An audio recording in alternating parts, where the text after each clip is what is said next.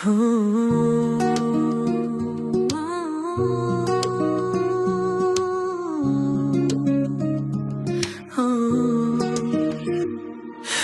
öz yollarında yalnız bırakma sevgim.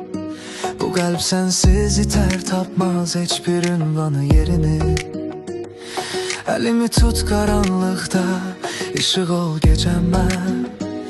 Bu dünya serttir, dözülmez sensiz yüreğime. Nefesim olsun ümidim, hayatımdaki tek ses. Sensiz her an boşluk, her nefes alınmaz bir kefes. Gözlerimdeki keder, kalbimdeki ağrı dinmez. Sensiz bu dünya inan ki bir an belə dönmez.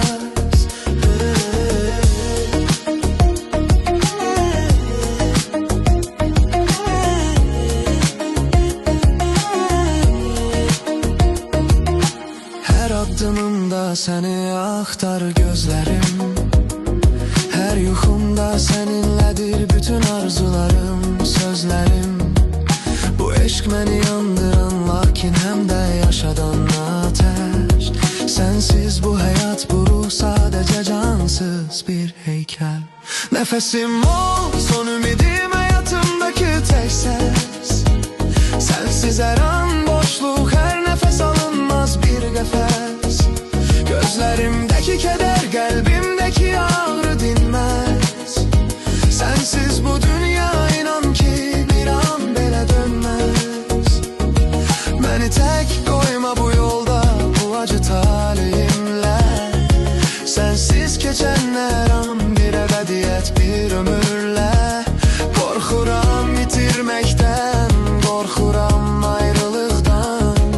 Sen olmasan yanımda, düşerem uçuruma yokluktan. Nefesim olsun ümidim, hayatımdaki tek ses. Sensiz her an boşluk, her nefes alınmaz bir kefes. Gözlerimdeki keder, kalbimdeki ağrı dinmez. Sensiz bu dünya inan ki bir an belə dönmez. Yalnız bırakmam beni sevgilim. Yalnız bırakma. Bu kalp sensiz döyünmez. Bu ruh sensiz